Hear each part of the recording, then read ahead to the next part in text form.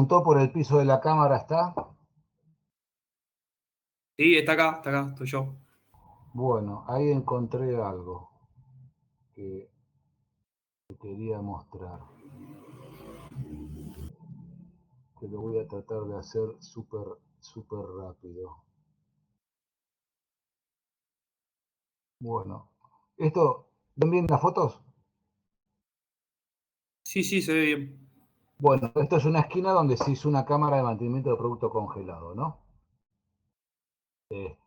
Obviamente, toda la intemperie se empezó a construir. Ahí están poniendo las estructuras de la cámara, del ambiente donde se va a hacer. Todo esto estaba vacío, casi una esquina, se está armando toda la estructura para una cámara de mantenimiento congelado, después se rompen las paredes y se vincula porque esto es del frigorífico y esto es del frigorífico.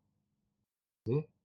Simplemente hay excavaciones, maniobras, cómo se va armando toda la estructura de lo que es el parabólico donde adentro va a quedar la cámara.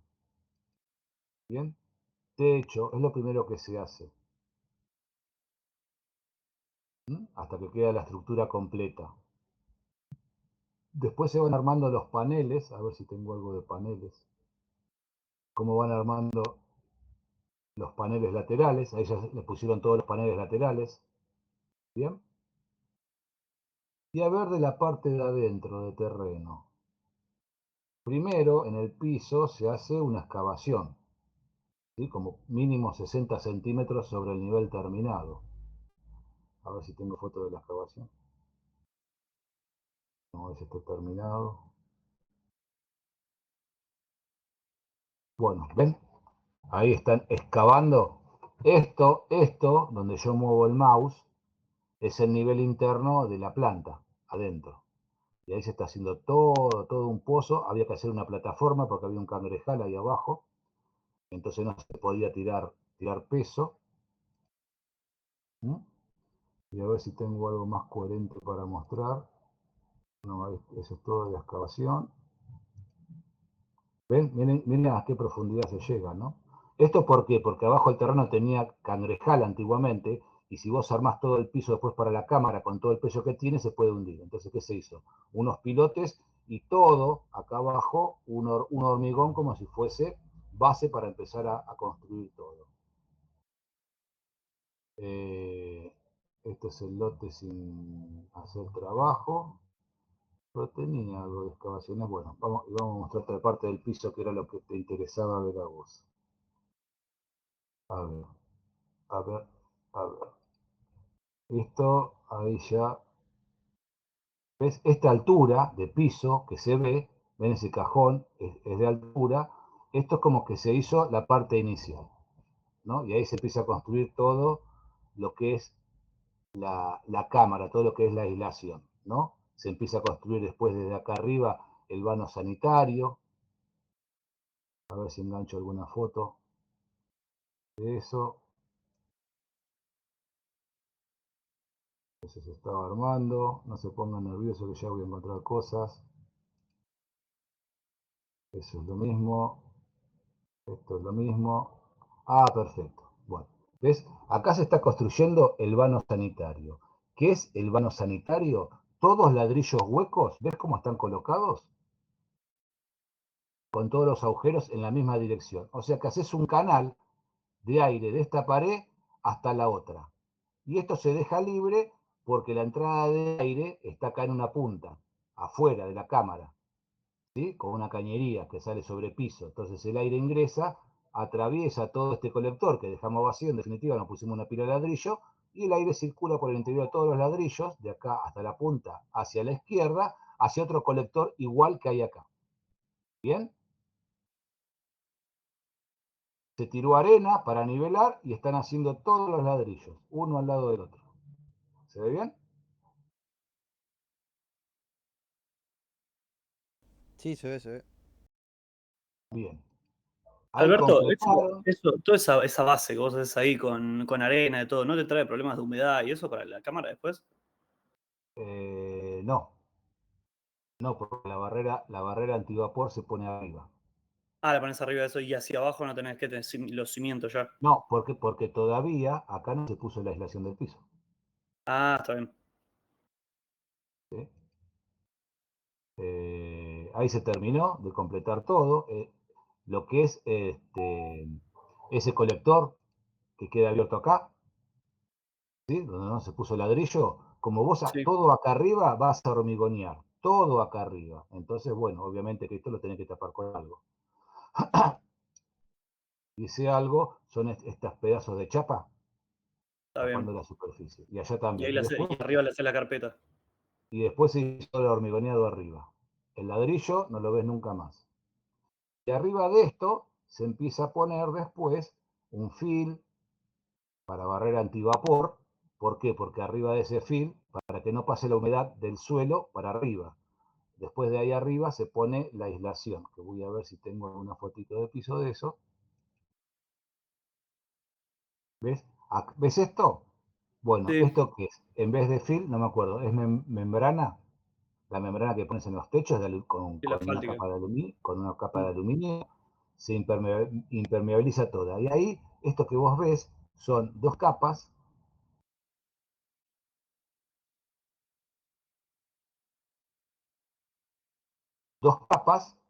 Esto es, ¿qué es esto? Esto es la membrana, ¿no? Y acá vas poniendo las planchas de 1x2 de telgopor. Entrecruzadas, después se sellan las juntas para que no haya ninguna filtración, ¿no? Se ponen trabadas, como quien dice. ¿Lo ven? Claro. Y todo eso después, o sea, se banca el peso de todos los racks, el material, todo lo que vos vas a tener. Sí, porque arriba de eso se hace todo un hormigón mallado, que es el que distribuye bien la carga en forma pareja. Ah, está bien. Ahí, Pensé que ya ahí, arriba de eso era piso. no, no, no. Ahí ya se terminó de cubrir todo con las planchas de telgopor. ¿Ves?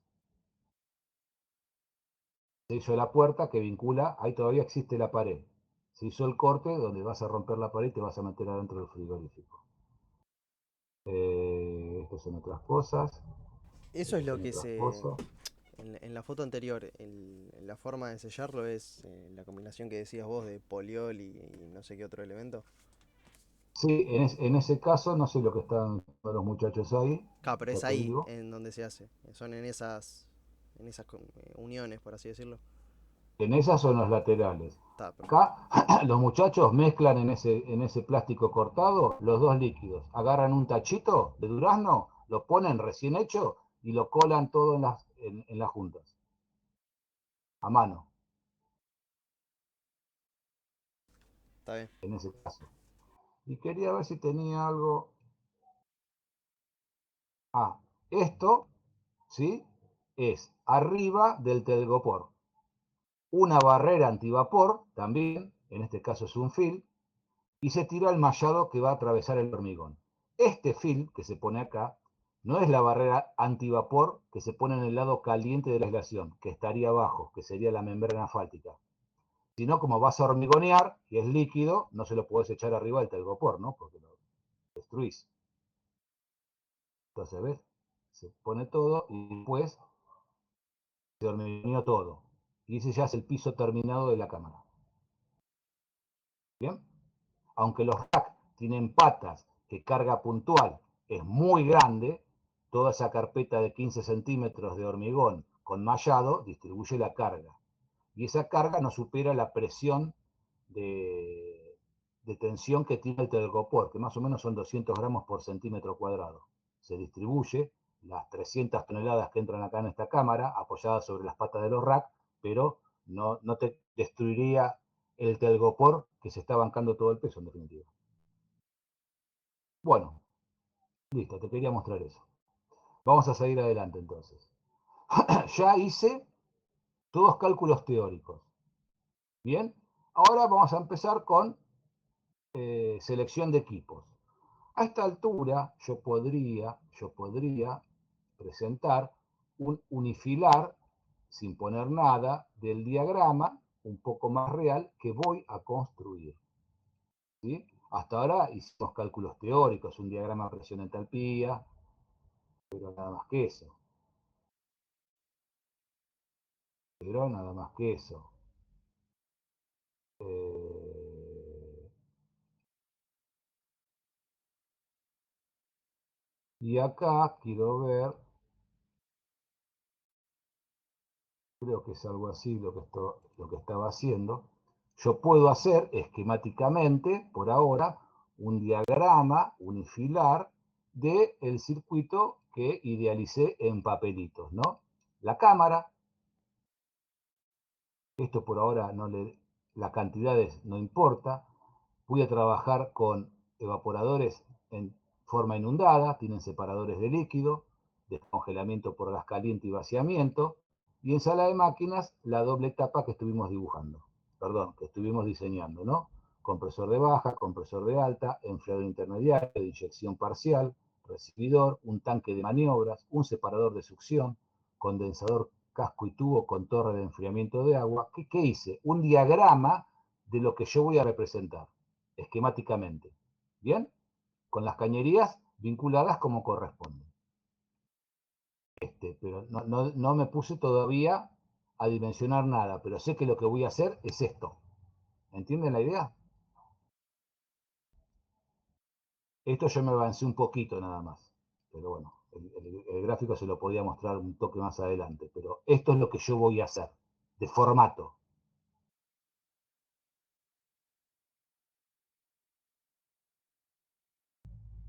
Entonces, arranco, me meto con los evaporadores. Ok, ¿cómo voy a trabajar con los evaporadores? Voy a trabajar en forma inundada. Mis condiciones de trabajo son las especificadas que repito acá.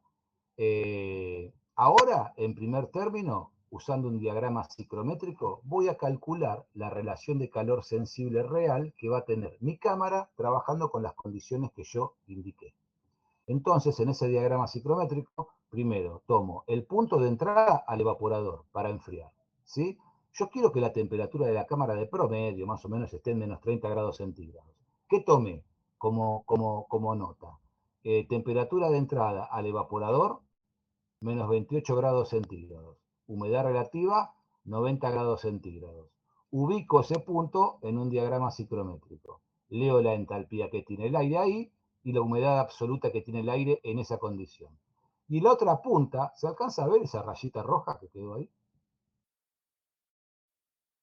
Se ve, pero muy poquito. No sé si puede hacer zoom.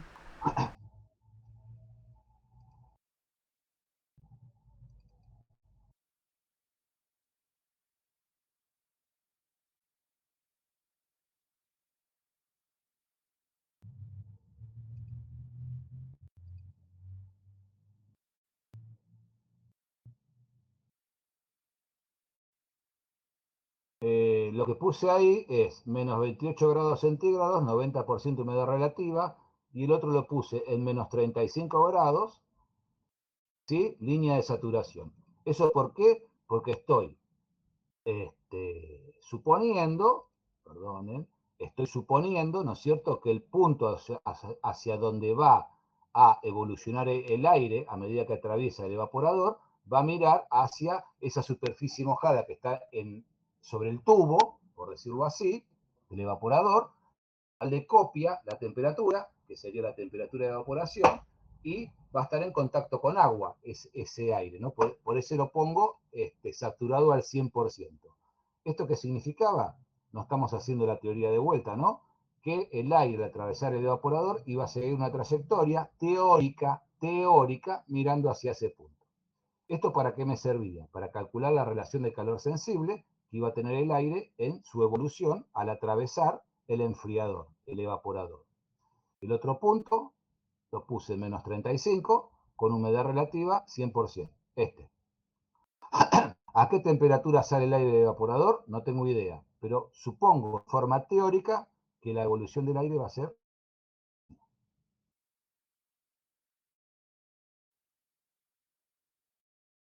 de este punto, la entalpía que tiene y la humedad absoluta que tiene. Y con esta ecuación calculo la relación de calor sensible que va a tener el aire en esa trayectoria. Y me da 0.95. ¿Bien? Con ese valor de relación de calor sensible, yo, cuando vimos evaporadores, había una tabla que decía, con esa relación de calor sensible, el evaporador va a tener un rendimiento adicional del orden de tal porcentaje. creo que decía como 5, ¿sí? Entonces, yo acá que coloqué esta relación de calor sensible coincide con la adoptada cuando hice el balance térmico.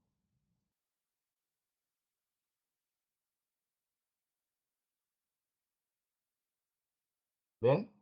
Acá supuse un valor adicional de relación de calor sensible con el valor de relación de calor sensible que adicional me podría traer de carga de evaporador. Y estimé un 5% o un 6%. ¿Bien? Ahora lo estoy verificando en el cálculo real de trabajo del evaporador. Bien, como me coincide, no tendría que hacerle ninguna corrección a mi balance térmico por ese factor. Lo dejo igual y tengo que la carga requerida que voy a buscar de evaporadores es 115 kilos, lo que tenía. Evaporadores por termosifón. Voy a adoptar un delta T de trabajo del evaporador de 7 grados centígrados. Por eso acá pongo evaporación menos 35, menos 28 grados entrada al aire. Esos son 7 grados centígrados de trabajo de delta T del evaporador. Cantidad de evaporadores, como ojo de buen cubero, veo que esta capacidad y por el tamaño de la cámara me quedaría piola poner 4 evaporadores, digo que voy a seleccionar 4 evaporadores. Por ende, cada uno de ellos me tendrá que dar esta capacidad frigorífica. ¿Bien? Correcto. Tomo una tabla de fabricante, un catálogo de fabricante de evaporadores. En este caso agarré uno que está en las anexas, que es de Megagrafe. Bien.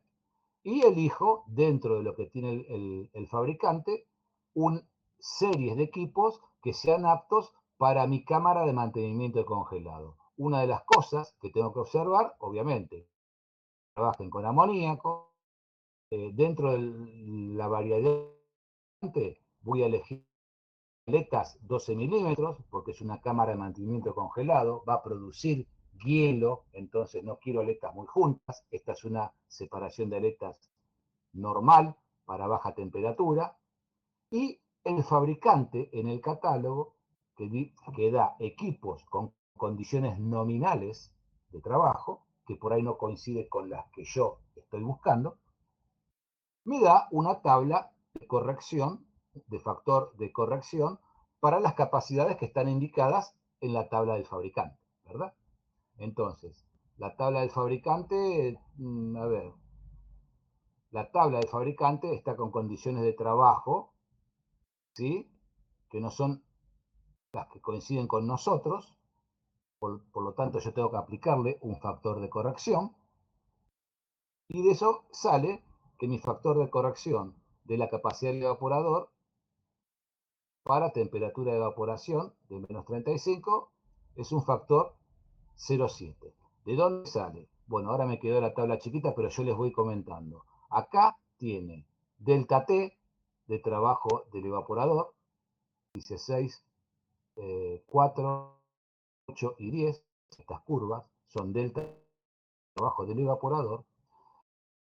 Separación de aletas 5 milímetros, separación de aleta 8 milímetros y separación de aletas 12 milímetros. Estas son las que yo seleccioné. Bien, y para una temperatura de evaporación de menos 35 grados centígrados, para mí, esto en rojo es del fabricante, y yo voy a trabajar con un delta T de 7, esta línea es delta T 6 y esta es delta T 8, me meto en el medio, menos 35 delta T7 me da un factor de corrección de 0,7. Acá dice 0,6, acá dice 0,8. ¿Bien? Tengo ese factor de corrección.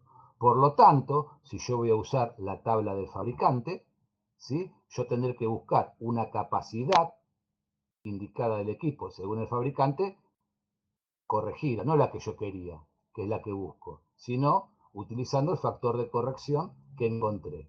Entonces, yo en vez de buscar en la tabla un valor que me dé de rendimiento 24.000 kilocalorías hora, voy a buscar a alguien que me dé 35.000 kilocalorías hora, porque la de tabla de fabricante está hecho para un delta T de 10 y yo voy a trabajar con un delta T de 7. ¿Bien? en función de eso, no se hagan problema porque yo este PDF se los voy a pasar, lo vamos a cargar, ¿sí? Elijo un modelito de evaporador que me dé esa capacidad. Y este modelo de evaporador que figura acá, es este, ¿sí? Me rinde 35.000 kilocalorías hora con delta T10. A mí con delta T7 me va a rendir 24.000, que es lo que busco. ¿Se entiende? Entonces, mi evaporador, que voy a usar 4 de estos, tiene 12 milímetros de separación de aleta, el fabricante me dice los metros cuadrados de superficie que tiene ese evaporador, es la capacidad con delta T10 35.000, y me dice acá que tiene 3 forzadores de 1 kilowatt cada uno. Y cada evaporador mueve un caudal de aire por sus ventiladores de casi 30.000 metros cúbicos por hora de aire. Cada evaporador, ¿sí? Será 10.000 cada ventilador. ¿Ok? De ahí yo veo que, que en mi balance térmico yo había supuesto una carga asociada al evaporador que había estimado en 16,5 kilos. Había puesto un porcentaje. Pero veo que ya con las potencias que tienen estos ventiladores, ¿no? Son 3 kilowatts, 3 por 4, 12, ya tengo esa carga de evaporadores, es parecido a lo que yo había supuesto. Por lo tanto, sé que mi balance térmico por este factor no está muy equivocado. Así que fue bueno ese porcentaje que me sugirieron colocar para mi balance térmico. Coincide un poquito con la realidad del evaporador que estoy seleccionando. Y acá la tablita, les copié la tablita de medidas, el catálogo ustedes lo tienen, de uno de los 4 evaporadores que yo voy a utilizar para trabajar en sistema termosifón con amoníaco. ¿Bien? Y acá, claro, como el fabricante no hace ninguna aclaración con respecto a la capacidad del evaporador, si está con determinada relación de calor sensible, ni lo aclara, ni lo dice, consideré que esa capacidad que indica en la tabla el fabricante está dada con una relación de calor sensible 1. Si no lo hubiese dicho el fabricante, esta relación, esta capacidad está basada en una relación de calor sensible de trabajo del evaporador de 0,85, por ejemplo. Pero ni lo menciona. Normalmente ni lo mencionan. Los importados buenos de marcas internacionales te lo mencionan. Este catálogo es de unos brasileros que trabajan mucho, hacen bien, pero copian. Entonces sus catálogos no son tan buenos. ¿Bien?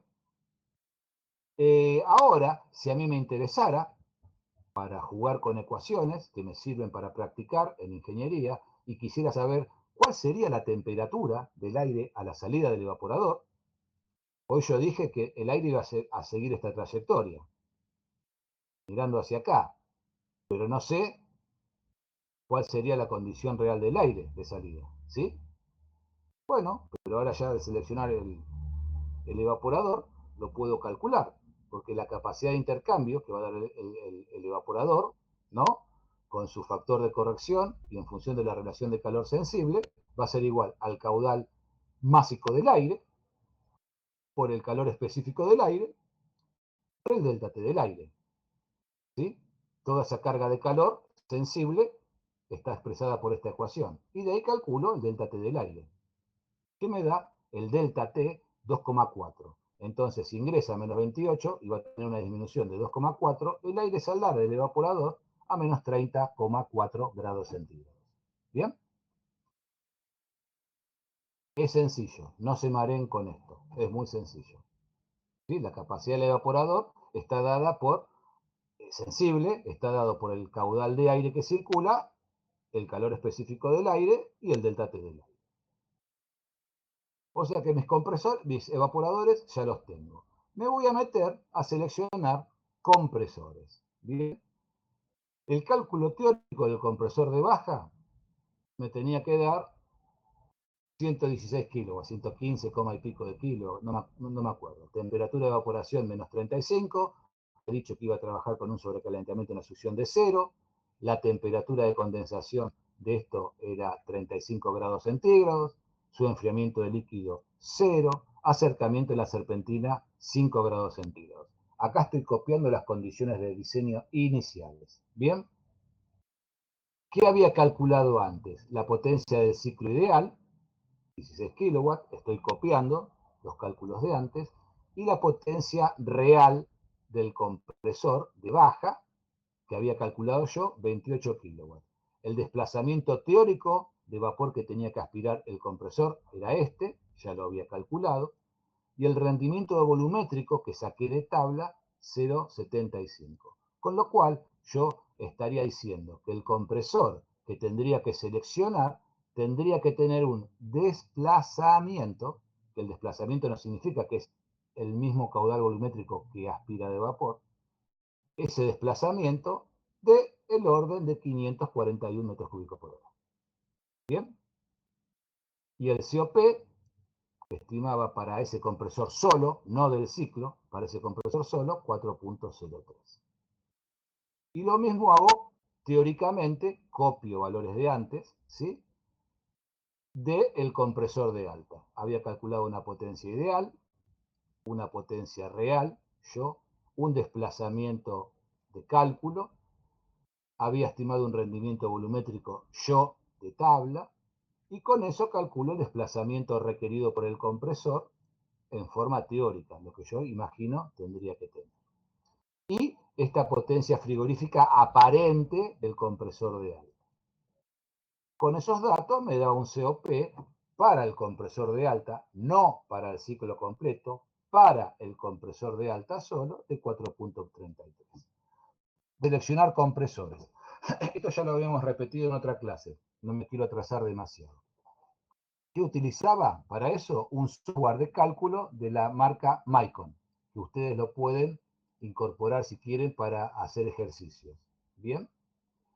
Dentro de ese software, que si quieren les damos una mano nosotros en las clases presenciales para usarlo, yo podría armar el ciclo que voy a utilizar de trabajo. Ven que el programa, el software me está copiando el mismo formato del ciclo que yo voy a trabajar, lo que estoy trabajando.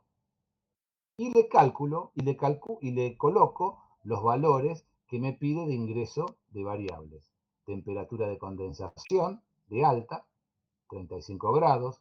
El programa me responde inmediatamente la presión correspondiente al amoníaco, porque seleccioné amoníaco como fluido refrigerante de esta temperatura de condensación. Le cargo la temperatura de acción, le cargo el acercamiento del subenfriamiento del líquido, que es esto. Acá, 5 grados no positivos, sino acercamiento, subenfriamiento. Perdón, acá es el acercamiento, perdón. Esto sería, que está en cero, el subenfriamiento de la salida del condensador. Y sobrecalentamiento en la succión del compresor de baja, sobrecalentamiento en la succión del compresor de alta. Bien, y acá empiezo a trabajar. Me permite poner modelos de compresor en booster y modelos de compresor en alta. Yo sé que tengo que llegar a una capacidad de 115 kilowatts en la succión, acá. Y acá lo encontré como resultado.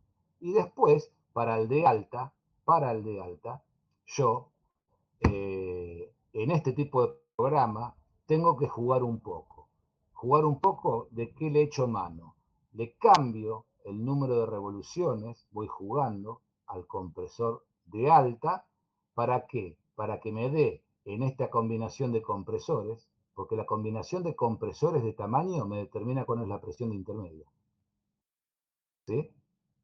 Entonces yo voy buscando un compresor en alta y aumentando su capacidad, jugando hasta que en el programa me aparece la temperatura de intermedia a la cual hice el cálculo yo, 3 bares y medio. ¿Bien? Y ahí estaría en condiciones de seleccionar dos compresores en forma práctica con los requerimientos que yo había indicado antes. Bien, esto cuando lo hagamos la presencial, si se traen las PC y los software, jugamos un ratito. En definitiva, calculo los datos que me da un software del compresor de baja y del compresor de alta. ¿Sí? Todas estas cosas que aparecen acá son caudales másicos y volumétricos que ocurren en este sistema. los mismos que yo calculé en forma teórica. Tomo esos valores que me da el software, que esto ya es la palabra oficial, porque dice el fabricante va a pasar esto, es una declaración jurada de un fabricante, no un cálculo teórico de algo que hice yo, tomando valores estimativos en función de mi buen criterio, y me armo una tablita y comparo valores, ¿sí? Del ciclo teórico que analicé yo y de lo que obtengo de los datos del software, de todos estos programas que estoy utilizando para seleccionar los compresores, ¿sí? Obviamente hay valores que son comunes. Esto es todo lo que yo hice a mano y esto es lo que me devuelve el fabricante. Obviamente, a los dos le cargué la misma temperatura de evaporación. Obviamente los dos van a tener la misma presión de baja. Los dos tienen la misma temperatura de condensación. Obviamente van a tener la misma presión de condensación. La presión de intermedia la calculé yo y al otro lo forcé para que me dé la misma. Obviamente los dos van a tener la misma temperatura de saturación a la presión de intermedia. Acá yo había calculado la relación de compresión del de baja y la relación de compresión de trabajo del de alta. Obviamente, como igualé las presiones, los dos van a tener lo mismo. La misma capacidad de enfriamiento en la parte de baja. Y acá es donde empiezan a aparecer las diferencias. Esto es lo que yo estimé del compresor de baja como la potencia real que iba a consumir. Y esto es lo que me dice el fabricante que le va a pasar a su compresor. Yo me quedé corto con eso. Bueno, ¿dónde es la justificación? ¿Por qué me quedé corto? Y bueno, porque yo estimé un rendimiento isentrópico, que evidentemente no es el que tendría en trabajo ese compresor de esta marca real. ¿Sí? Ahí está la diferencia. Y en el de alta estimé que iba a consumir esta potencia. Y el fabricante me dice que el de alta, para hacer lo que yo indiqué, va a consumir menos. Obviamente, la diferencia apareció en lo que yo estimé de rendimiento isentrópico y rendimiento mecánico, ¿no? Porque estas son potencias totales, para el compresor de baja y alta en forma teórica con respecto al rendimiento isentrópico, rendimiento mecánico que van a tener estos dos compresores de esa marca, de ese fabricante, trabajando ese número de revoluciones. Acá siempre nos aparecen diferencias. El COP del compresor de baja y el COP del compresor de alta. Obviamente, como las potencias son diferentes, me varía con el que me dice el fabricante van a tener cada compresor. Y calculo no, este ya lo tenía de antes, el COP del ciclo y el COP del ciclo trabajando con los compresores reales, prácticamente iguales. Claro, porque acá yo me quedé corto, pero acá me fui por demás. O sea que toda esta suma de dos potencias es muy parecida a esta suma de dos potencias. En el compresor de baja yo me quedé corto y en el compresor de alta me quedé corto. Me dio un valor más grande, pero la suma de los dos es prácticamente la misma. ¿Bien? ¿Se entendió lo que dije?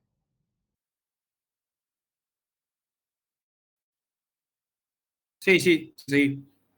Bien. Y acá, el desplazamiento que yo pensé iba a tener el compresor en función de un rendimiento volumétrico que estimé 541 para el de baja, 210 para el de alta. Y el compresor real que estoy seleccionando tiene 580 y 196. Bien, obviamente, porque el rendimiento volumétrico me lo da los datos del fabricante. De ahí se podría sacar, este es el rendimiento volumétrico que va a tener real ese compresor. Y este, el que yo estimé de tabla, pero bastante bien por acá. Bien, esto es lo que yo había estimado de rendimiento volumétrico. Y estos son los datos que yo saco del fabricante, del compresor de baja y del compresor de alta. En forma analítica, refrigerante evaporado en baja, ¿se acuerdan? 338 y 112. Esto era lo que se expandía dentro del enfriado intermediario. y según los datos que yo saco del software del fabricante, de los compresores, cuando me arma el ciclo automáticamente, el japonés no habrá hecho exactamente lo que hice yo a mano, me da 340, ¿sí?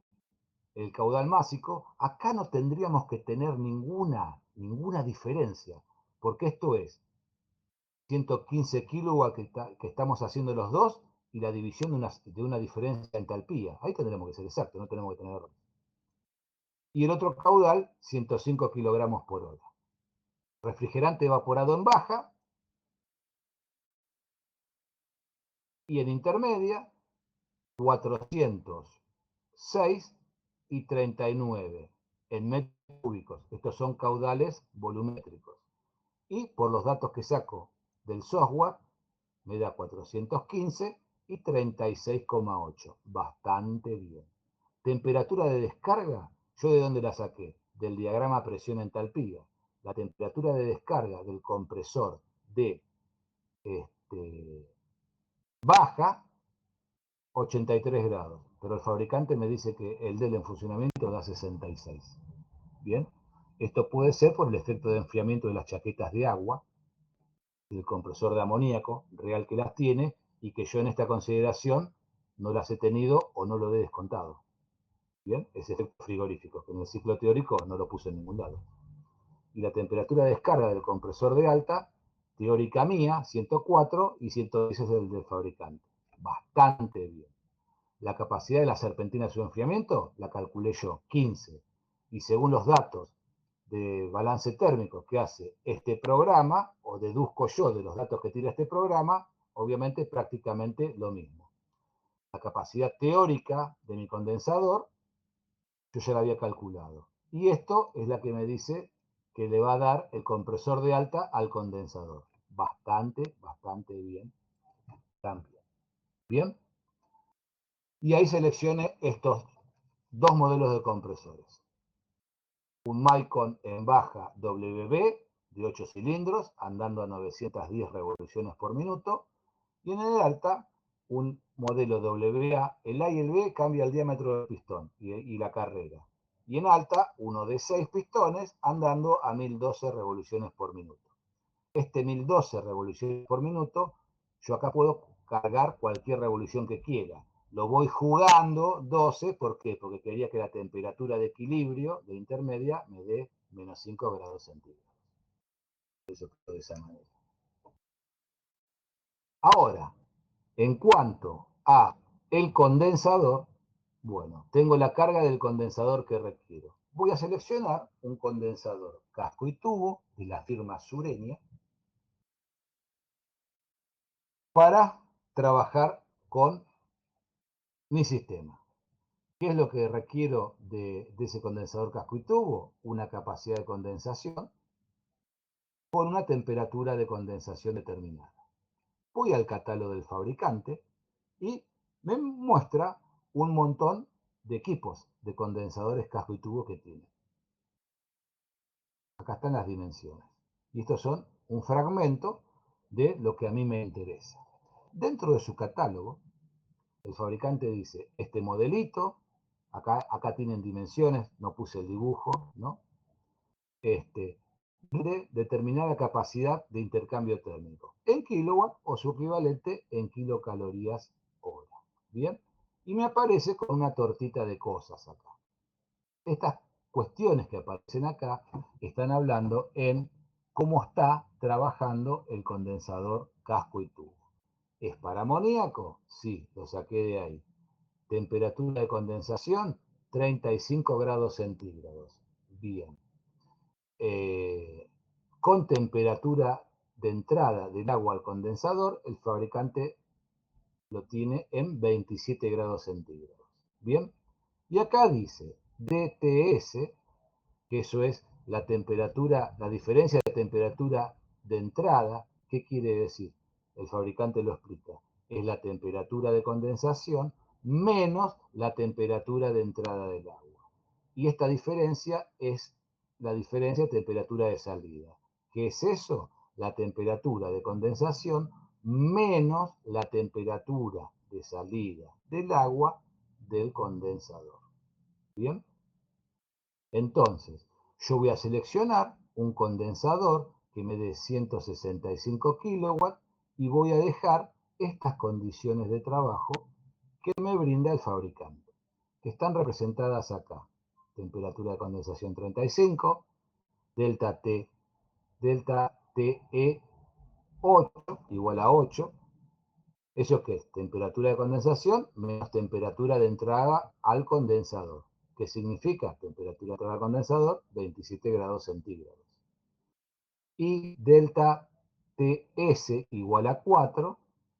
¿Qué me está diciendo el fabricante? Eso es la temperatura de condensación menos la temperatura de salida del agua del condensador. O sea, 31 grados centígrados. ¿Sí? O sea que el agua en esta condición de trabajo para este fabricante y este condensador tiene un delta T de 4 grados centígrados entre la entrada y la salida. Y aparte, el fabricante me dice cuál es el caudal de agua que tiene que circular en el condensador, en metros cúbicos por hora. Obviamente, estos 9.2 metros cúbicos por hora con un aumento de temperatura de 4 grados centígrados es equivalente a 36.800 kilocalorías hora, ¿verdad? Q igual a M C sub P delta T. Entonces, bajo estas condiciones, ¿qué voy a buscar? Un condensador que me esté dando 165 kilowatts, más o menos. Bueno, acá hay uno que es prácticamente igual, fue el que seleccioné. Selecciono un condensador casco y tubo, modelo 8063. ¿Sí? Da 162,2 kilowatts de capacidad de intercambio. Le tengo que circular 35,3 metros cúbicos por hora y me dice que pasando eso, circulándole eso, hay una caída de presión en el agua, en el intercambiador de calor, como lo habrán hecho ustedes, de casi 4 metros de columna de agua.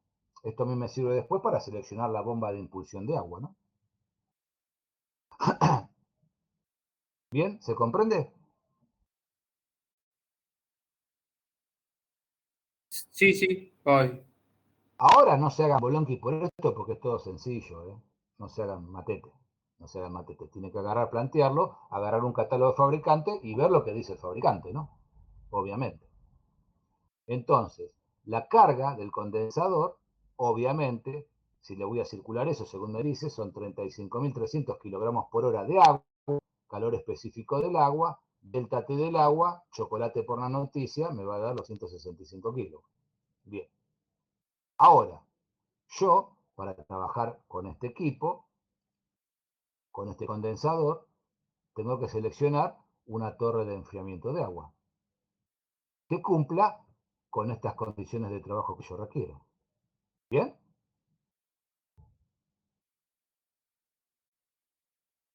¿Sí?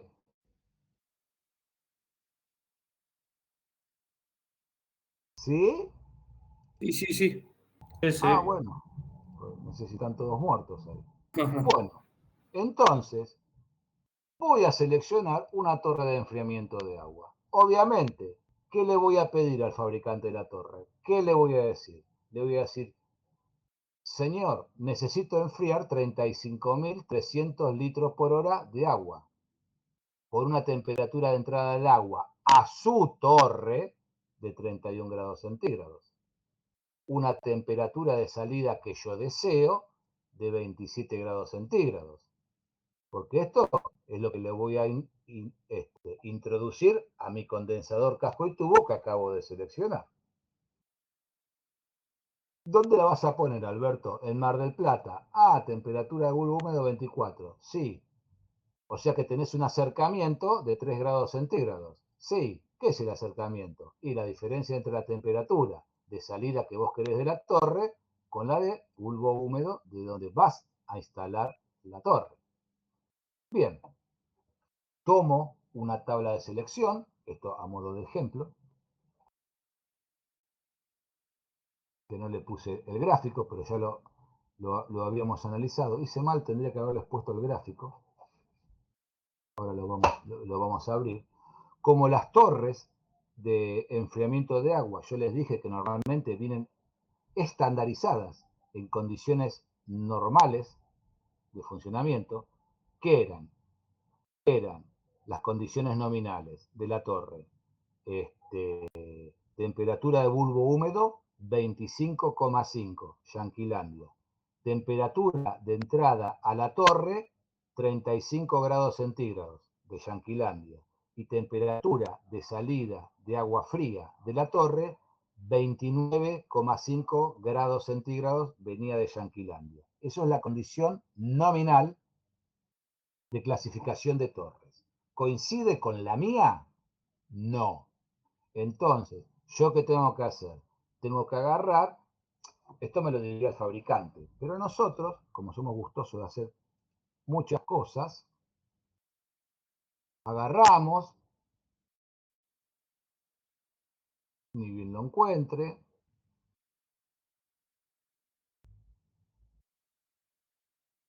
porque no lo encuentro. Estoy bien en las anexas, estoy de las 9, tendría que encontrar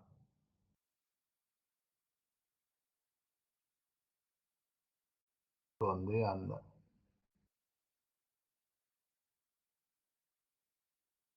Bueno, me quedé a pie, no estoy encontrando la tabla.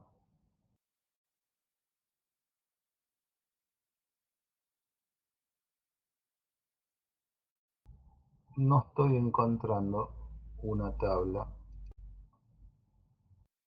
de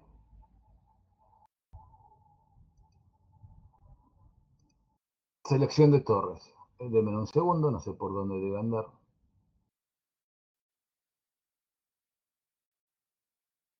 Tendría que estar acá. Y tendría que estar acá. Y desapareció.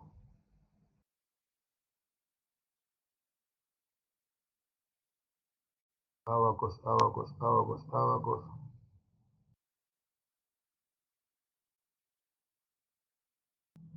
¿La habré borrado sin darme cuenta? A ver. Papelera de reciclaje.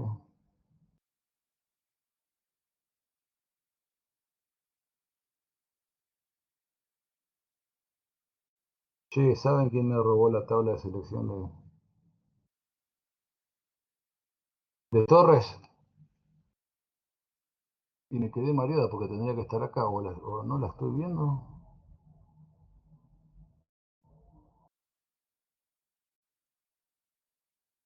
Ah, ¿por qué no me avisan?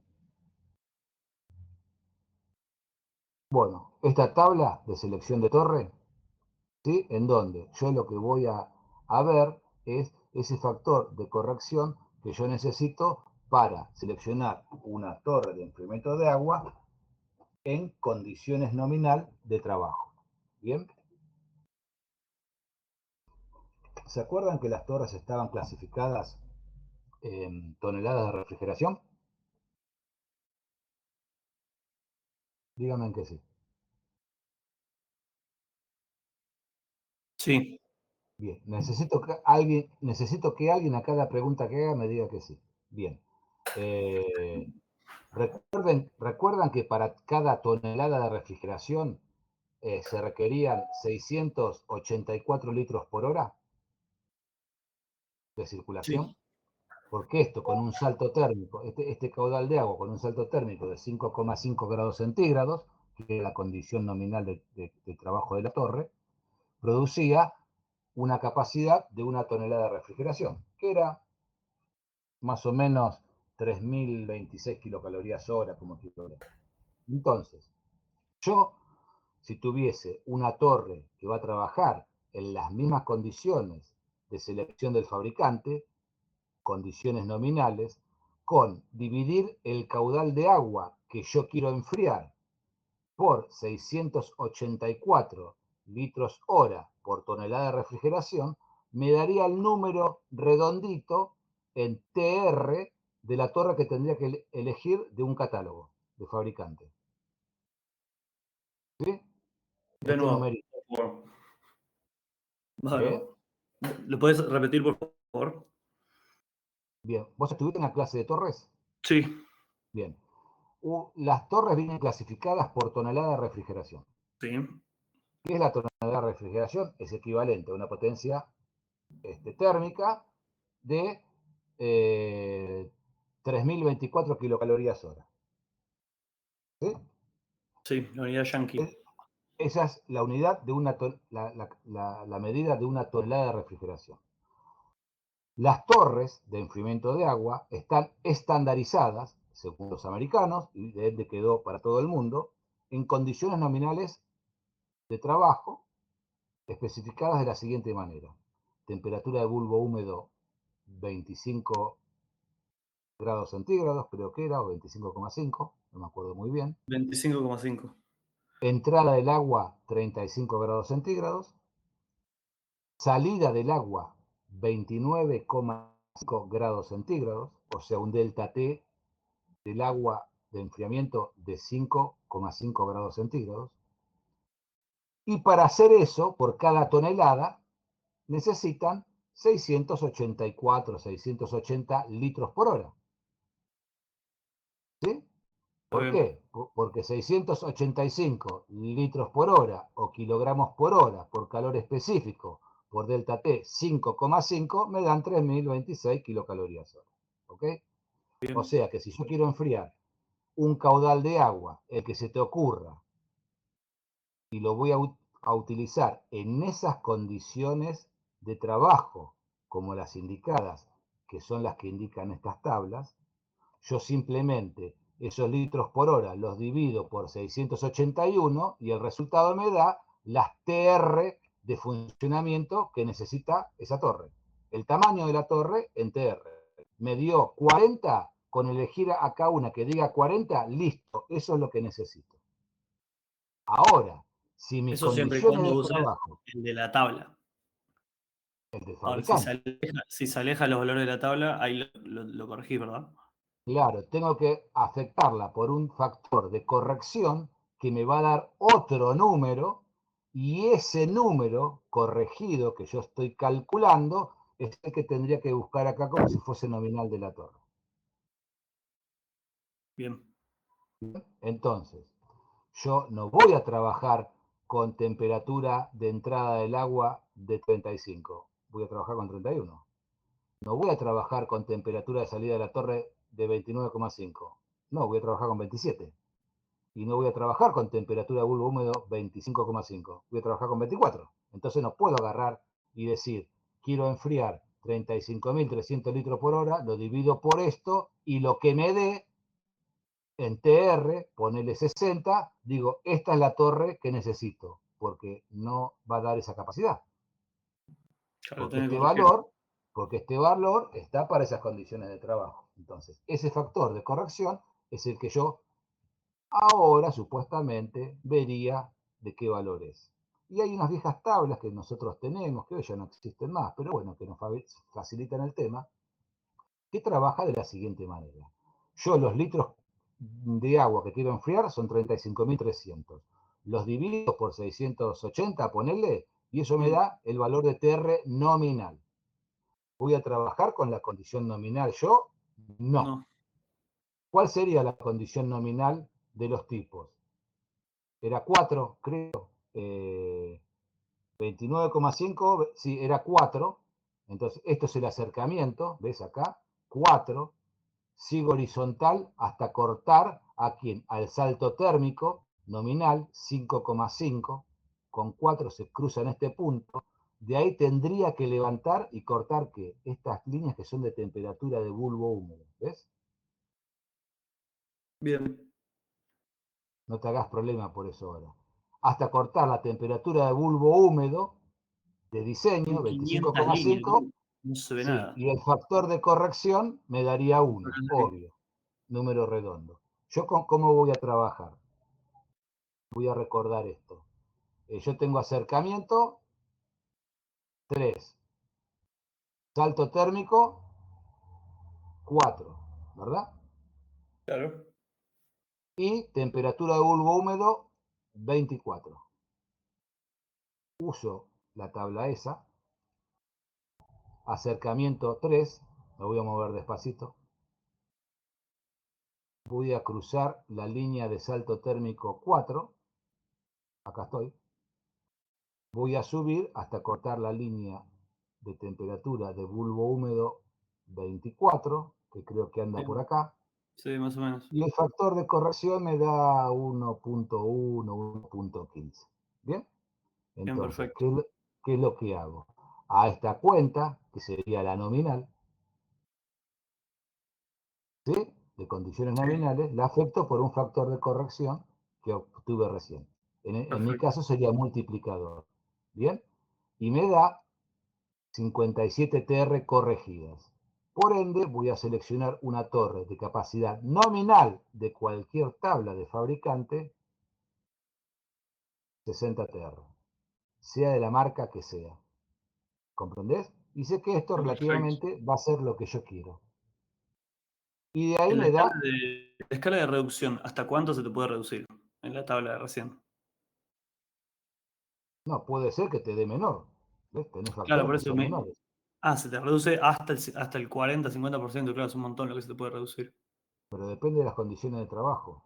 No, no, ya sé, Mirá, pero lo que estaba pensando, digo, ¿por qué lo reducirías si ya con un caso, o sea, no, los más conservadores serían? no, baja el cambio. No nos confundamos con esto.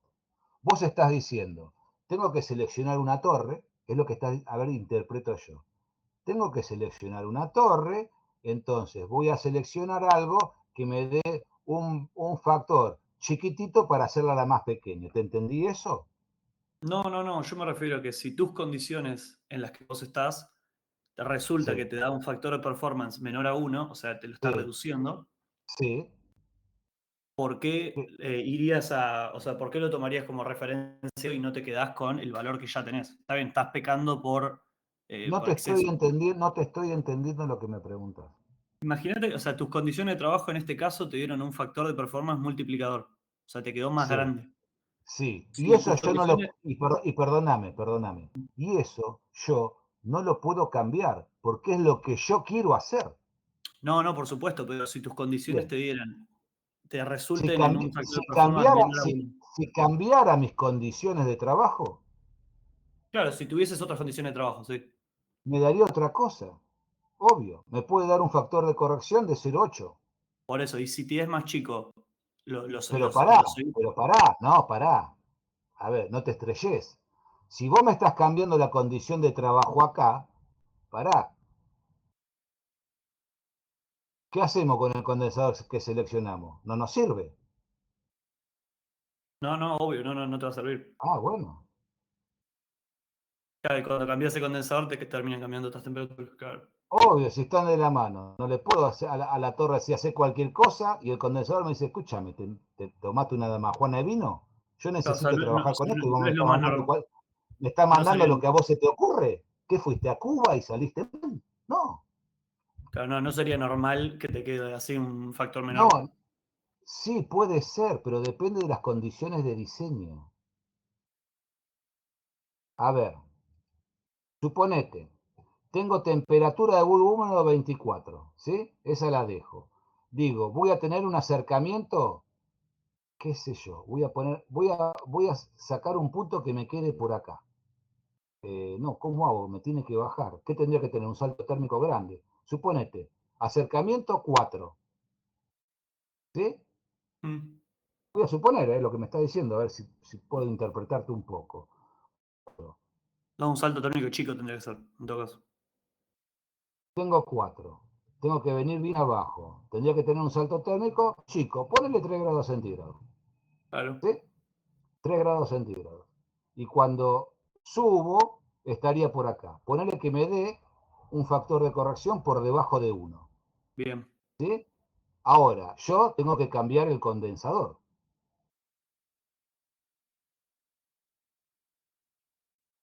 Yo tengo un factor de acercamiento de 4. Elegí temperatura de bulbo húmedo 24. O sea que el agua a la salida de la torre es 28.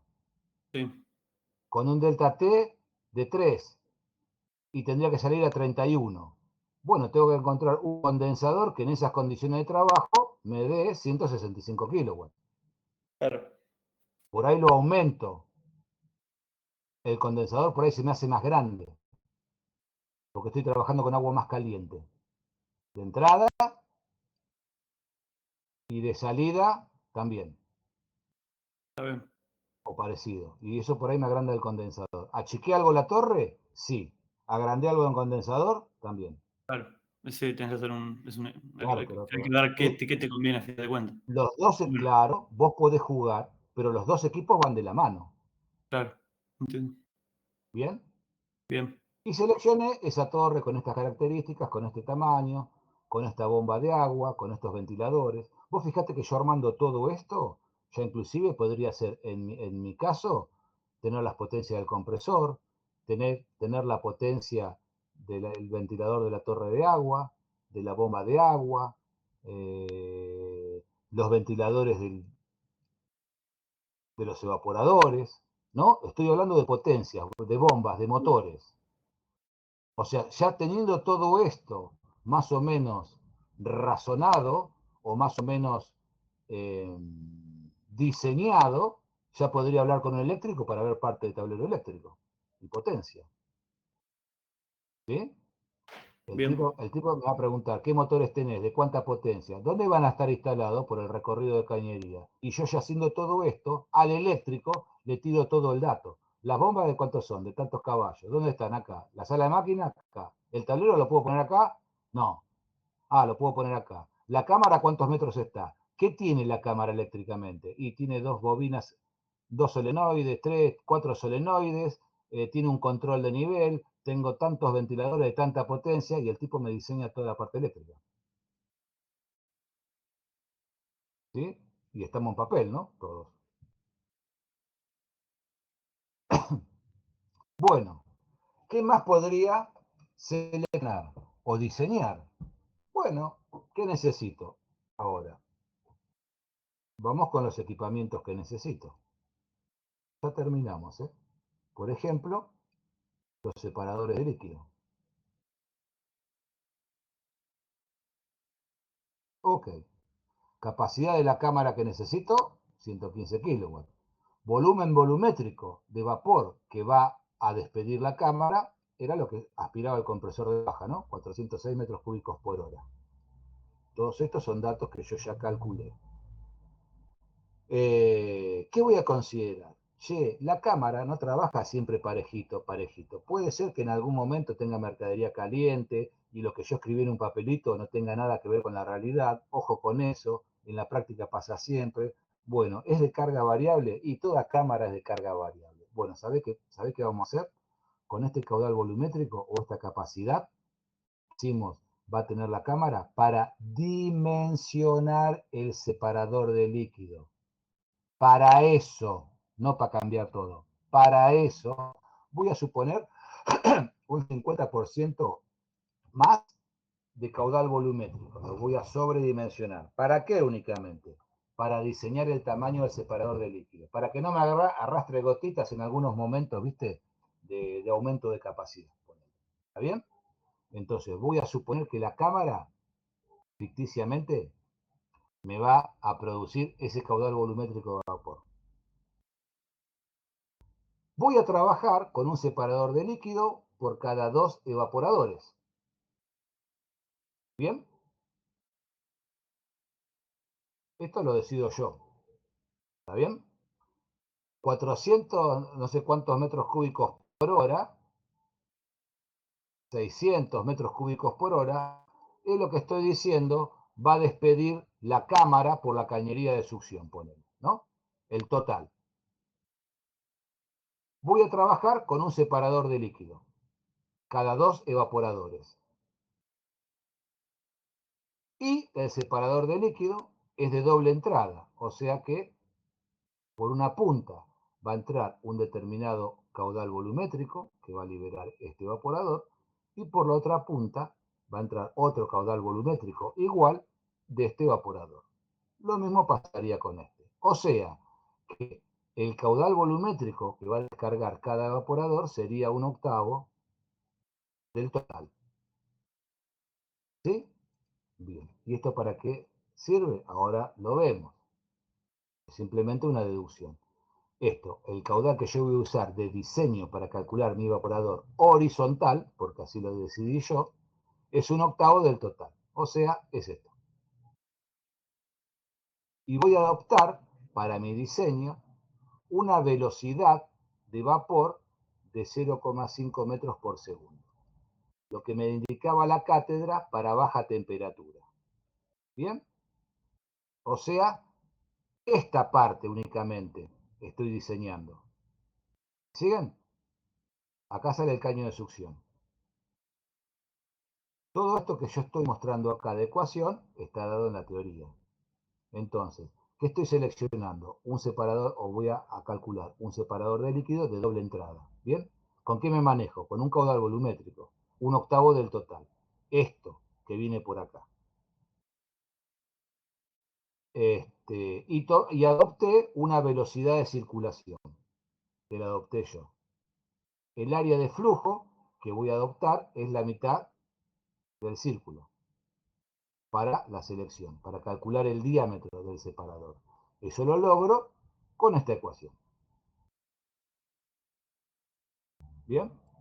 La tienen dada en la práctica, con una relación de L sobre D de tanto. Estaba dado.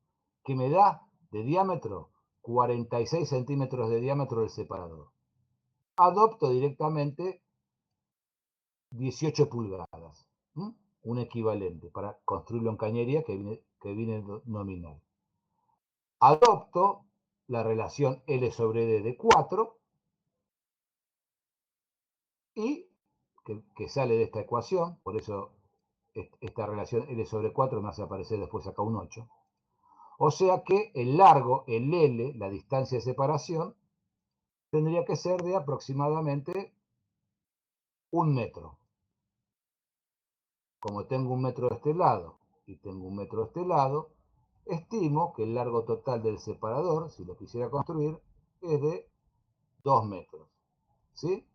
Ahora, en función de eso, como la importancia del diseño de este separador, ¿qué era? ¿Se acuerdan? El tiempo de residencia que tenía la gotita de líquido que podía venir por acá, el tiempo para que en ese tiempo caiga esta trayectoria. Entonces, únicamente salga vapor libre de gotas de diámetro crítico. Yo voy a calcular en función de esa velocidad de diseño que tomé cuál es el tiempo de resiliencia que tendría una gotita caminando a la velocidad de 0,5 metros por segundo, una distancia de 1 metro. Y me da un tiempo de resiliencia de 2 segundos. Cuando yo miro las tablas, estas que me sugerían valores de tiempo de resiliencia y todo eso, veo que por ahí lo recomendado para esta altura de separación son 0,7, 0,8 segundos. Con lo cual me quedo piola y digo que este diseño que yo hice lo supera eso, pero me quedo con este diseño. No lo acorto ni lo achico, me parece correcto. Y en función de la práctica y la experiencia. ¿Bien? ¿Me siguieron? Sí. Bien. O sea que burdamente pienso en un separador para construirlo, si quisiera, de este tipo. Diámetro de 18 pulgadas, 2 metros de largo, entrada de un evaporador por izquierda y por derecha, de doble entrada, y salida por el medio. De todas maneras, si no quisiera hacer esto, voy y agarro la tabla de selección de fabricantes de separadores de líquido, como por ejemplo de este fabricante Sureña, ¿sí? Y está dada, esa tabla fabricante está dada por capacidad, ¿sí? No por temperatura de evaporación ni nada, sino por la capacidad de separación en metros cúbicos por hora que atraviesan el separador. ¿Sí? Esos metros cúbicos por hora que atraviesa el separador, yo lo había calculado por algún lado, ¿no? 153. Esos 153 venían de un lado.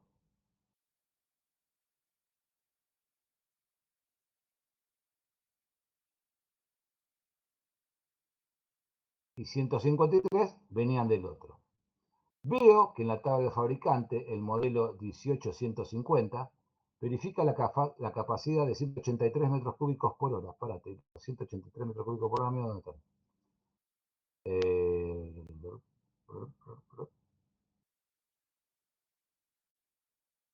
Bueno, ahora me volví con ese número que son 183. Ah, capaz que quise poner 153. Corrigiendo. ¿Sí? Y ese modelo, ¿dónde está? Déjame ver. El 18150, ¿cuál es? Dice que tiene, perdón, 183 está bien. Selecciono un separador, que es 18 del modelo 18150, que está para una capacidad máxima de separación de 183 metros cúbicos por hora, pero esto es lo que yo estoy haciendo, estaría mal porque yo estoy seleccionando uno de doble entrada. Acá me equivoqué yo, acá me equivoqué yo. Creo. Ahora lo voy a verificar.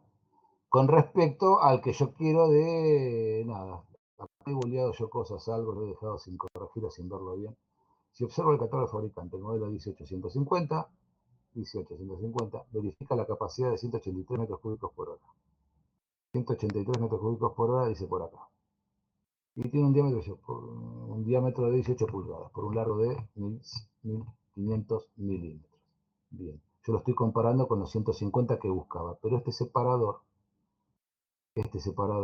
sí, cierto.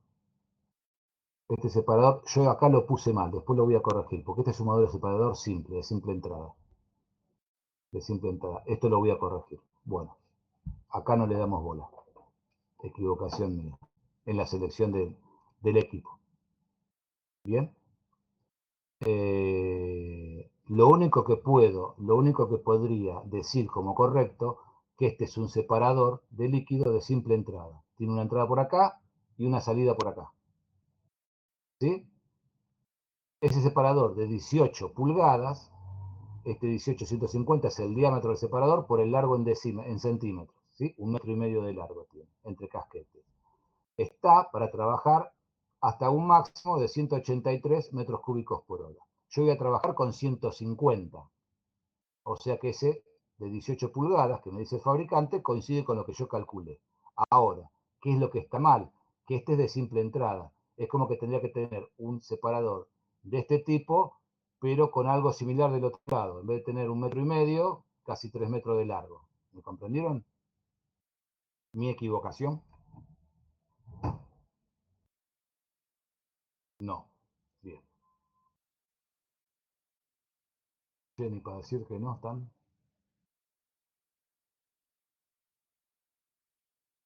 No, sí, sí, se entendió. Hay que practicarlo igual, pero sí. No, pero dígame algo. Ese evaporador del fabricante es así. Entrada y salida. Bien, simple. ¿Qué me está diciendo? Que trabaja bien hasta 183 metros cúbicos por hora.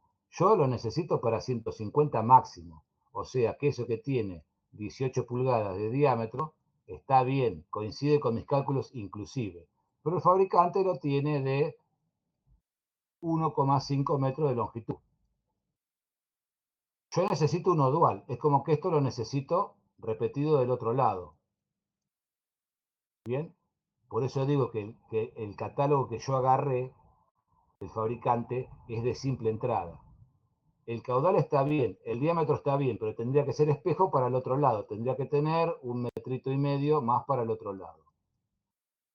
¿Entienden lo que quiero decir? Sí. Y acá tendría otra entrada con 150 metros cúbicos por hora. Ahora, ¿por qué viene el fabricante de largo 1500? Lo puede hacer más corto, porque las chapas con las que rolan para hacer los cilindros tienen 1,5 metros de ancho. Entonces directamente no cortan chapa y lo hacen de 1,5 metros. Por ahí esto, si tenía 1,20 m, estaba bien. A modo de comentario. Pero bueno, esta es la equivocación que tengo que soslayar. El separador de líquido que tiene ¿Le tengo que poner una reguladora de presión?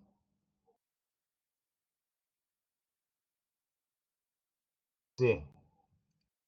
Bien, tengo que seleccionar esa reguladora de presión. ¿Son 2 por cámara? Sí. Entonces la capacidad de cada reguladora de presión que necesito es de 57,5 kilowatts. Acá, temperatura de evaporación, menos 35. Temperatura antes de la válvula de expansión, 0 grados centígrados, porque vengo con líquido subenfriado la cámara.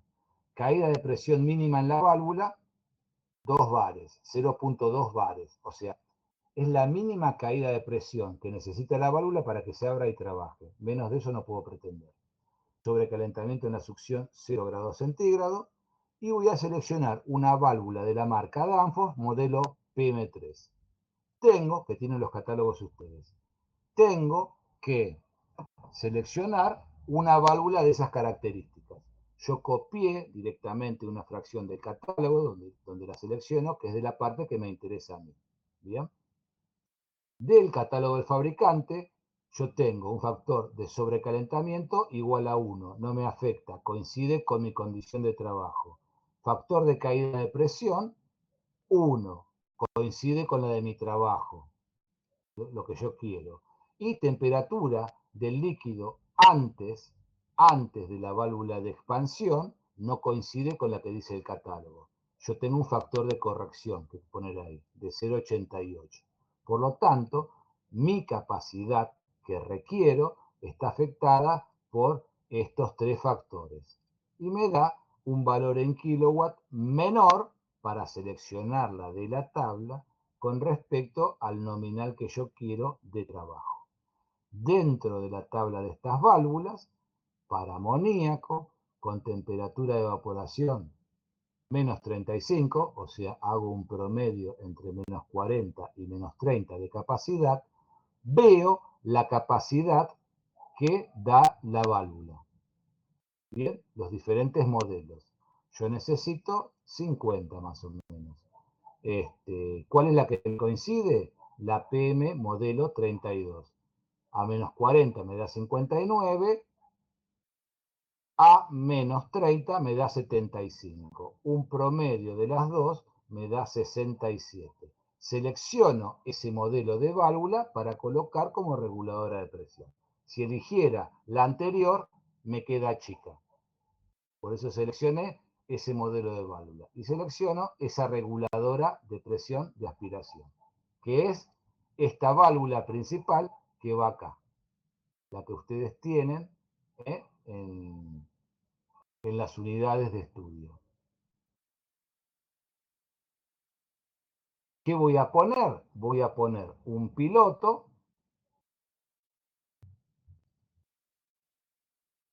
en la posición de S1, un piloto eléctrico, en la posición de S2, un piloto de presión, y en la posición de P, un piloto de presión también. Presión, el fabricante, el piloto eléctrico se llama EBR,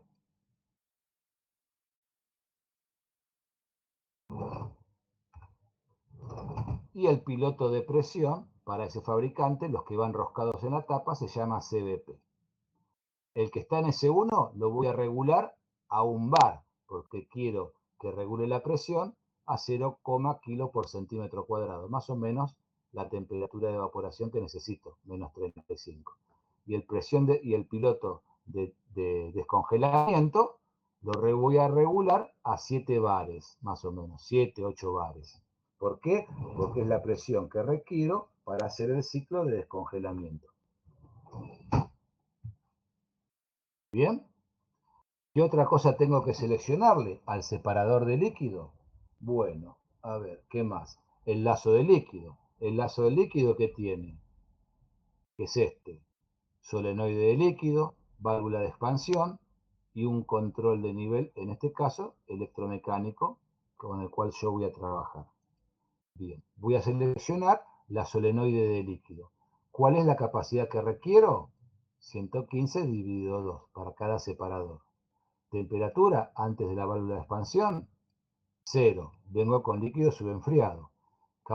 Caída mínima, voy a seleccionar, de la válvula de solenoide. Bien, o sea, la válvula solenoide también, para que se abra, necesita una mínima diferencia de presión, para que pueda actuar, chiquita, de 0.1 bar. Bien, no es la válvula de expansión en donde le pido que caiga la presión, que el refrigerante se expanda. Esto es simplemente para que pase el líquido a través de la válvula solenoide, con la mínima caída de presión que pueda tener.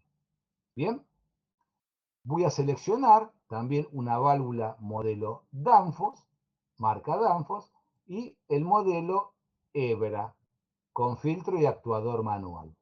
Voy a la tabla de fabricantes, veo la tabla de selección que me indica, con las características o factores de corrección que me indica, si no corresponden a las que yo voy a trabajar, y el único factor de corrección que tengo que aplicar es el de temperatura, ¿sí?, antes de la válvula de expansión. Me da 0,88.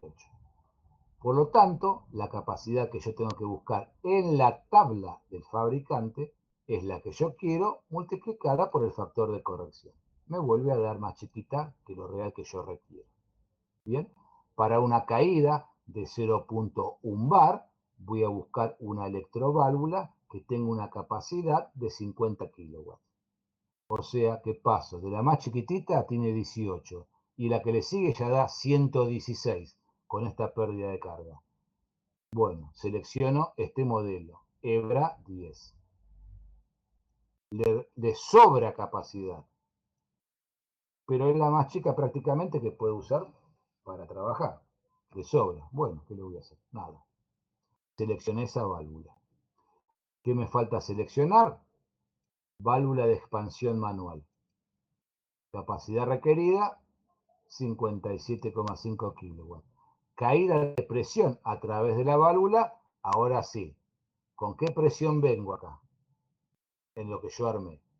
Presión de condensación. Vengo de la serpentina del enfriado intermediario que viene a presión de alta. A 0 grados centígrados, pero presión de alta. Y la presión del otro lado de la válvula de expansión es la presión que va a tener el separador de líquido, o la presión de evaporación. 1 bar. Entonces, mi caída de presión en la válvula de expansión es de 12,5 bares. Voy a seleccionar un modelo de la válvula de expansión que se llama 6F, igual al que tienen copiado en las unidades de estudio. Entonces, ¿yo qué veo? Amoníaco, caída de presión a través de la válvula, 12, 14, 10. Bueno, voy a seleccionarla con 10 bares, más a mi favor, y voy a buscar una capacidad de 57 kilowatts, dije, ¿no? No tenía factores de corrección acá para aplicar. Caída de presión de 10. Esta válvula, este modelo, con un orificio de 1 milímetro de diámetro, ya me da 43 kilowatts. No me alcanza.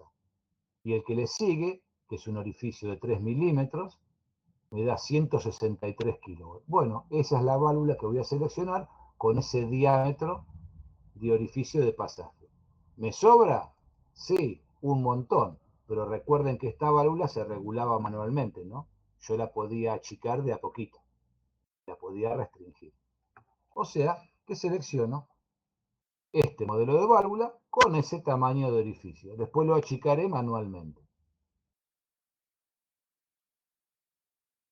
Y como control de nivel electromagnético, no se selecciona por capacidad, porque simplemente es un flotante con un interruptor eléctrico. Sirve para cualquier tamaño de tanque.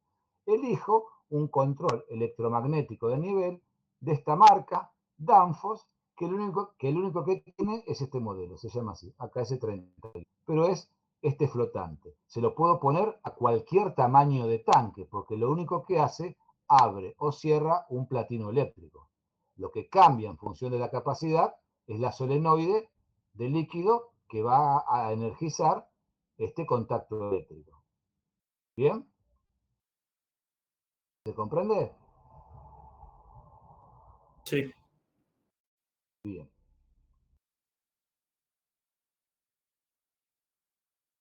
Y por último, voy a hacer algo, voy a trabajar algo con el enfriador intermediario.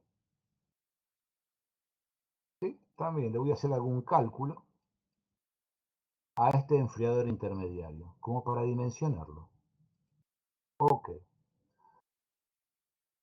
¿Cuál es la capacidad, por decirlo así, aparente de ese enfriador intermediario? ¿Quién aspira del intermediario? El compresor de alta, ¿verdad? Sí. Y habíamos calculado una capacidad frigorífica aparente para el compresor de alta, como que su caño de aspiración estaría trabajando con una cámara frigorífica. Y eso a mí me sirvió para seleccionar el compresor de alta por un manual de fabricante. O sea, esta capacidad frigorífica. ¿Bien? Pero por otro lado, yo sé cuál es el caudal de vapor que aspira el compresor de alta. Lo calculé, ya lo tenía calculado de antes. Este es el caudal volumétrico que va a aspirar el compresor de alta. Como el enfriador intermediario, en definitiva, lo calculo con el mismo concepto, como si fuese un separador de líquido vertical, yo me manejo con un caudal volumétrico. Bien, sistema de trabajo, inyección parcial. La capacidad que requiere la serpentina eran 15 kilowatts, con un acercamiento de 5 grados centígrados. Con todos estos datitos, la verdad no me suma de nada, yo lo que voy a hacer es calcular el tamaño del enfriador intermediario que requiero. Para eso, ¿qué tengo que poner como una condición de diseño? ¿Cuál es la velocidad del vapor ascendente que yo voy a utilizar para mi diseño? Voy a tomar esta, como es temperatura media, evaporando en -5, ¿sí? La cátedra me sugiere, usa esta velocidad de vapor vertical para trabajar con amoníaco. Pero acordate, respetá siempre una altura mínima de separación de 600 milímetros. ¿Bien? Con esos datos,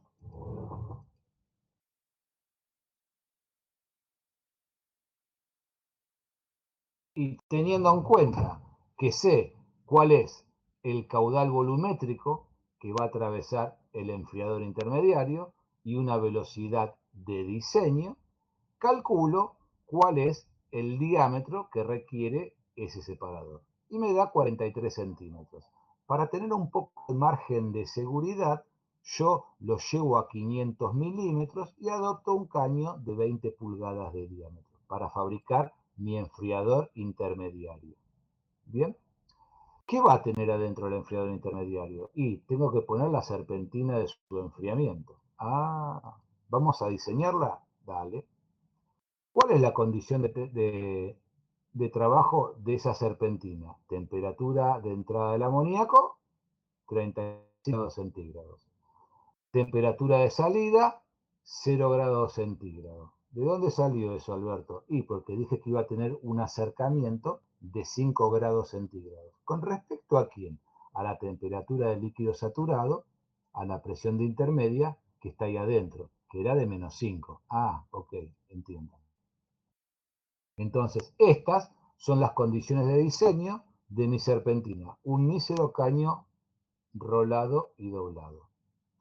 Si yo realizara un cálculo, ¿sí? De convectivos de este sistema, suponiendo que adentro de la cañería de la serpentina, suponiendo no, va a circular amoníaco líquido a una temperatura, voy a saber su densidad, su conductividad térmica, su viscosidad y su calor específico. Con lo cual, usando una correlación, podría calcular el convectivo interior del amoníaco circulando dentro de la cañería. Adopto como velocidad de circulación del amoníaco dentro de la cañería una velocidad baja, como la sugerida en la cátedra, 0,5 metros por segundo. Y para el convectivo externo, yo sé que puedo utilizar alguna correlación, para un fluido evaporándose sobre la superficie de un caño y puedo calcular estimativamente el valor de ese convectivo externo. Con lo cual, si yo hago esas ecuaciones, podría calcular el convectivo general de transmisión de calor. Bien, de esos dos fluidos intercambiando calor. Esto, más o menos, para hacerla en forma resumida, me da un convectivo general de transmisión de calor que puedo suponer dentro de este valor. ¿Bien? ¿Me siguieron hasta ahora? Sí. Bien. Y es el que voy a utilizar para calcular mi intercambiador de calor. ¿Qué intercambiador de calor, Alberto? La serpentina que está metida por inmersión abajo del amoníaco que está a menos 5 grados centígrados como líquido saturado. Ah, ¿a eso lo llamás intercambiador de calor o su enfriador de líquido? Sí, no te gusta porque es una serpentina, pero es lo que hace. Bueno, che, ¿y cómo lo calculas? Bueno, sé el caudal volumétrico de amoníaco que va a circular a través, por dentro de la serpentina, ¿no? Porque ya lo había calculado. Es el caudal másico de baja. Sé las condiciones del líquido, por ende, lo llevo a caudal volumétrico. Macanudo. Sé que va a pasar a 0,5 metros por segundo, porque fue lo que yo supuse, ¿verdad? Como condición de diseño. Eso se cumple más o menos bien con un cañito de 3/4 pulgada de acero. ¿Sí? Pasa este caudal con esa velocidad por el diámetro interno de un caño de 3/4. O sea que voy a hacer la serpentina con ese caño. ¿Bien? ¿Cómo sería el diagrama de temperaturas de ese intercambiador de calor? Bueno, sé que entra a 35 y sale a 0.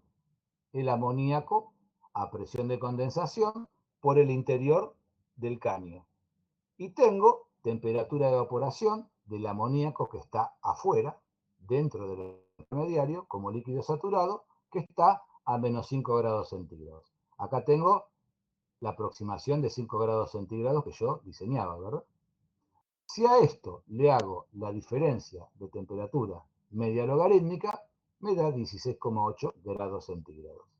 Bien. ¿Cómo es la superficie de intercambio que necesito para este intercambiador de calor? Sale de la capacidad que tiene que realizar, 15 kilowatts, dividido el coeficiente general de transmisión de calor por la diferencia de temperatura media logarítmica. Eso me da 2,56 metros cuadrados de superficie de intercambio. Esa superficie de intercambio para un caño de 3 pulgadas de acero, que tiene 26,7 milímetros de diámetro exterior, es equivalente a 30 metros lineales de caño.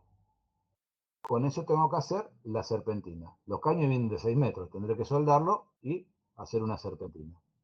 Bueno, la serpentina va dentro del enfriador intermediario que tiene 500 milímetros de diámetro. Bueno, la voy a hacer la serpentina de diámetro medio, como para que entre bien, 450 milímetros de diámetro medio. ¿Comprende, no? Lo que es el diámetro medio de la serpentina. ¿Quién es el encargado de contestar sí cada vez que yo hago una pregunta? Y te contesto yo. Si Sí, tienes que no, pero decirlo. para. El diámetro medio de la serpentina le vas a decir entre paredes, ¿verdad? O dentro del fluido. ¿Esto es una serpentina en corte? Sí. Bien. ¿Estos son los caños de 3/4 pulgada? Mm. Sí. Tienen 26, 27 milímetros. El diámetro medio de la serpentina, que dije que voy a construir, de 45 centímetros. Bien. ¿Por qué? Porque esto lo tengo que meter dentro de un tanque que tiene 50 de diámetro. ¿Sí? Si querés hacerme la serpentina de diámetro medio, 80 centímetros, bueno, después llamame para ver cómo la metí acá adentro. ¿Está? Igual me parece que justo ese diámetro no te entra, ¿o sí? 3/4 pulgadas son 19 milímetros más o menos, más los 20 45. milímetros, 20 milímetros más, tiene 47, entra bien adentro, ¿sí? A No, ver, no, no entra. Si tiene 50. 50 tiene el centímetro. Ah, centímetros, sí, no dije nada, ya está, perdón, seguí, dale. No dije nada, seguí. Está aplazado. Bueno, entonces, si yo voy a hacer una serpentina de diámetro medio, 400 milímetros, y tengo que usar 30 metros de cañería, esto me da que más o menos tiene 22 espiras de altura la serpentina. Tomo que el caño tiene 30 milímetros para hacerla corta y digo que el alto de la serpentina va a ser de 66 centímetros más o menos. Bien, entonces mi enfriador intermediario va a tener 20 pulgadas de diámetro, ¿ven? 20 pulgadas de diámetro. ¿Qué tengo que poner ahí adentro? Una serpentina. ¿Qué altura va a tener? 66 centímetros. Bueno, entonces, ¿qué pongo? Ya mi control de nivel de trabajo mínimo va a estar a 70 centímetros de altura del fondo, o tomo como referencia el casquete, acá, ¿no? El cilindro. Ahí inmersa va a estar la serpentina. ¿Qué otra cosa ingresa al enfriador intermediario? La descarga del compresor de baja, que va bien hasta abajo, con una T y un tubo todo perforado, para que burbujee la descarga del compresor de baja. ¿Bien? Ahí la pones a 70 centímetros por una cuestión de nada, para darle un poco más de la serpentina nomás. Sí, si vos la querés poner a 3 metros más de altura, la Sí, serpentina va a enfriar de la misma manera. El gas claro, va a burbujear de la misma manera. Hiciste un porque tanque si no el grande, tanque, sin sentido, lleno con un montón de amoníaco, sin sentido. claro. ¿Sí? Más o menos, está bien. Un poco más arriba, perfecto. ¿No te gusta 70? ¿Te gusta 90? Perfecto igual. ¿No? O sea, 900 milímetros, perfecto igual, te lo contesto ya. Ahora, ¿qué se pone? Un nivel de seguridad por si algo falla y sube el nivel. De alarma. ¿Qué le doy? 300 milímetros más de chapa para poner una alarma. Y después de esa superficie, por decirlo así, si en algún momento funcionara, la longitud de separación.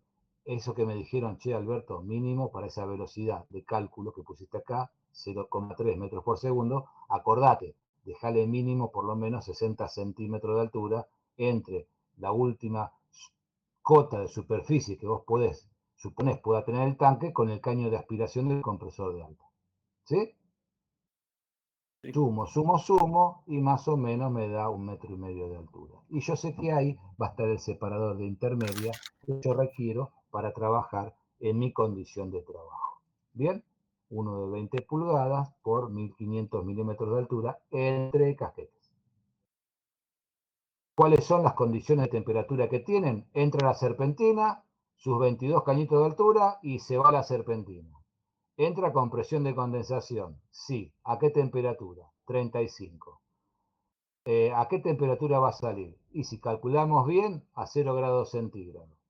El líquido acá, ¿qué temperatura tiene? Menos 5 grados centígrados, porque está a 3,5 bares. ¿Y el vapor acá arriba qué temperatura va a tener, Alberto? La misma, hermano. En fin. Cañería de entrada de líquido para alimentarlo, que viene de la válvula de expansión. ¿Sí? El líquido viene proveniente con 35 grados centígrados.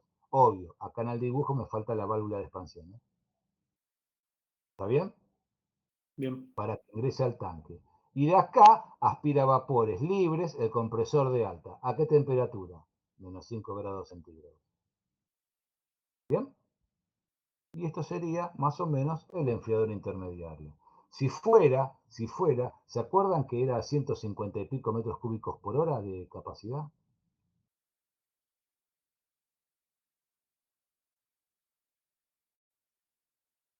De vapor. ¿Qué vapor? Esos 150 y pico metros cúbicos por hora vienen subiendo por acá, que es lo que aspira el caño. Si yo voy a una tabla de selección de modelos de enfriadores intermediarios, por ejemplo, de este fabricante, usé siempre el mismo, ¿sí? Por capacidad, como también es un enfriador intermediario, ya se sabe que el vapor está más o menos en este rango de presiones, de temperaturas, ¿sí? El fabricante me lo da por selección, por caudal volumétrico, yo busco 157 y el fabricante me dice, mira, ya prácticamente con el 16 pulgadas por metro y medio de altura, que es este modelo de separador intermedio, de enfriador intermediario que tiene este fabricante, es apto para 150 metros cúbicos por hora. Bien, mira, yo había seleccionado uno más o menos de 20, estoy bárbaro. Coincido hasta un poco con el fabricante. Bien, y o lo calculé o lo puedo seleccionar, pero ambos criterios me tienen que coincidir si hicimos las cosas bien. ¿Está? Bien. Con esto hicimos una barridita en general de todo lo que podemos calcular y seleccionar, no todo, faltan cosas más, pero en general de todo lo que podemos calcular y seleccionar de una instalación frigorífica real. Y seleccionar cosas de catálogos reales. ¿Bien? No es complejo, hay que tener en claro los criterios, cuáles son los factores de diseño y cuáles son los factores de selección que tienes que utilizar. ¿Bien? Y familiarizarte un poquito con las cosas, ¿no? ¿Por qué? ¿Cuál es el súper problema que tenemos todos como estudiantes a esta altura de nuestra carrera? Digo, yo también me sumo porque me pasó exactamente lo mismo. Estamos acostumbrados a terminar todo con un dibujito de jardín de infantes y un par de rayitas con numeritos. Y la verdad que esto en la realidad se transforma en algo real, que es lo que estamos tratando de seleccionar y de armar ahora. ¿Entienden cuál es el problema? La falta de experiencia y ver las cosas como son en realidad. ¿Verdad? Falta calle. Nadie nació sabiendo. Ni nadie nació sabiendo, teniendo calle, ni sabiendo, ni conociendo cosas, ni nombres. Olvídate. Y de equivocaciones las hacemos todos los días. Así que eso es cero problema. Pero bueno, estamos estudiando, cuesta, se vienen exámenes. Bueno, hay que tratar de meterle un poco de kilowatt. Y sé que ustedes vienen un poco demorados. El lunes que viene, clase presencial. Hay teoría, hay práctica.